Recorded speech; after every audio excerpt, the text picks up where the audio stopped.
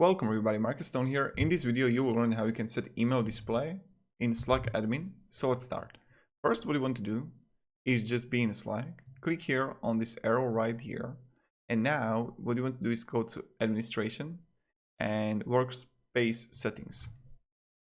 When you have it right here, you want to go with the email display, expand, and then you can just display members' email addresses or no. This is like really up to you, and then just click save.